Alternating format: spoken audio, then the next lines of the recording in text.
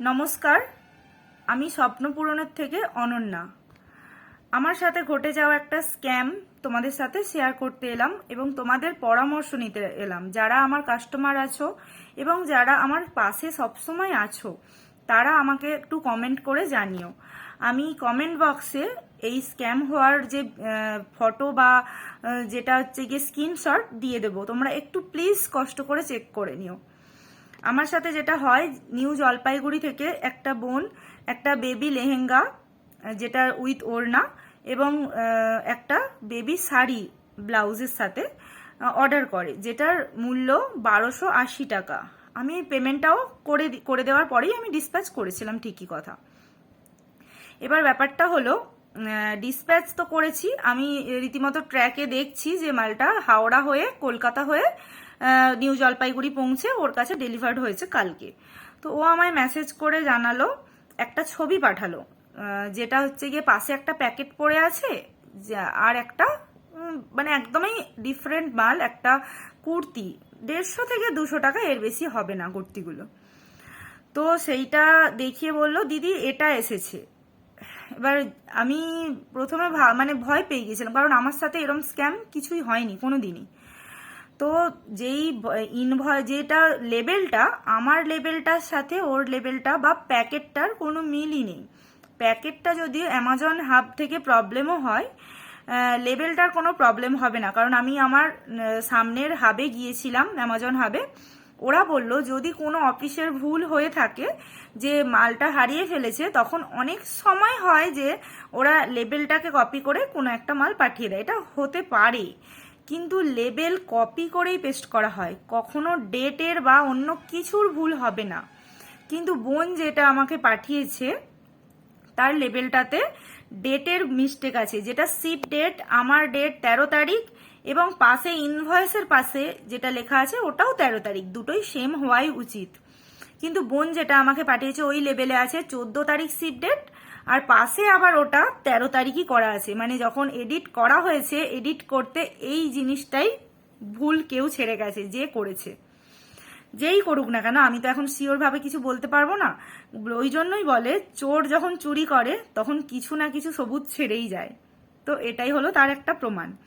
আর একটা বড় ভুল, নিচের দিকে যে লেবেলের, আমি কমেন্ট বক্সে তো দেবো, তোমরা দেখবে, লেবেলের নিচের দিকে যেখানে রাইট সাইডে আছে অ্যামাজন শিপিং, আর লেফট সাইডে যেটা আছে 4টে বক্স, ওটা আমারটাই। এবং ও যেটা পাঠিয়েছে ওরটাই 3টে বক্স, 2টো বক্স আছে, সরি 3টে বক্স আছে, যেটা আছে যে ডাইরেক্ট কলকাতা থেকে একদম নিউ জলপাইগুড়ি গেছে। কিন্তু আমারটা, আমি যেহেতু হাওড়ার বাসিন্দা, প্রথমে হাওড়া থেকে কলকাতা, কলকাতা থেকে নিউ জলপাইগুড়ি, ওখানে যেটা দেখাচ্ছে। আর আমি যখন ট্র্যাক করে দেখি ওটাও হাওড়া হয়েই গেছে।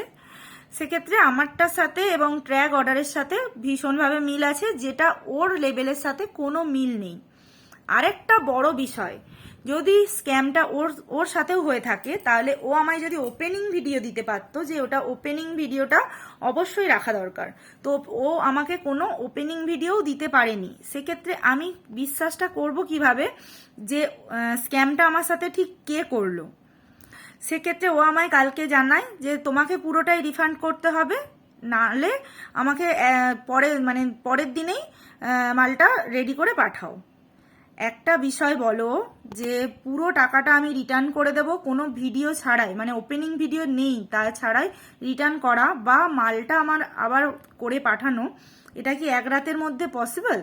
একটা লেহেঙ্গা, তার সাথে যেটা ব্লাউজ হয়, আবার ওড়না, আবার একটা শাড়ির সাথে আবার একটা ব্লাউজ, এটা কি একটা মানুষের পক্ষে সম্ভব এক রাতের মধ্যে? কিছুতেই সম্ভব না। এবং পুরো টাকাটাও দেওয়া বা দুবার মালের আমার যে টাকা, এটাও সম্ভব নয়, যেহেতু আমি ভিডিও পাইনি, ওপেনিং ভিডিও। সেক্ষেত্রে আমার কি করা উচিত তোমরা একটু আমায় জানিও, পরামর্শ দাও। আমি তাও বলেছি যে আমি ঠিক আছে 400 টাকা রিটার্ন করছি, আমার লাভের টাকাটা আমি রিটার্ন করছি। তো ও বলছে না, তুমি আরেকটু বাড়িয়ে দাও। তো তোমরা একটু পরামর্শ দাও যে আমার কি এই টাকাটাও দেওয়া উচিত? স্ক্যামটা তো আমার সাথে হয়েছে, লেবেলেরও কোনো মিল নেই এবং ওপেনিং ভিডিও আমার কাছে দেওয়া হয়নি। সেক্ষেত্রে আর অফিস থেকেও জানিয়েছে, অ্যামাজন অফিস থেকে লেবেলের কোনো পরিবর্তন হওয়া সম্ভব নয়, এই লেবেলটা কেউ বানিয়েছে। সেক্ষেত্রে আমি এখানে কি করণীয় একটু জানিও। আমার কি ওই 400 টাকাও দেওয়া উচিত নাকি কিছুই দেওয়া উচিত নয়, তোমরা প্লিজ জানিও, তোমাদের মতামত আমার কাম্য। আর একটা কথা বলে রাখি, তোমরা যারা আমার কাস্টমার আছো তারা অবশ্যই ওপেনিং ভিডিও করবে। ওপেনিং ভিডিও না হলে মালটা যখন রিসিভ করছো তখন ওপেনিং ভিডিও না করলে আমি কিন্তু তার রেসপন্সিবিলিটি নিতে পারবো না।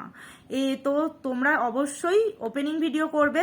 যদি না ওপেনিং ভিডিওর সময় যদি মালটা না হয় সেক্ষেত্রে সেই রেসপন্সিবিলিটি আমার। আর যদি ওপেনিং ভিডিও না থাকে, তোমরা ঠিকঠাক আমাকে মানে ইনফরমেশান বা ভিডিও না দিতে পারো, সেক্ষেত্রে সেই রেসপন্সিবিলিটি আমি নেব না। তোমাদের মতামত অবশ্যই জানাবে।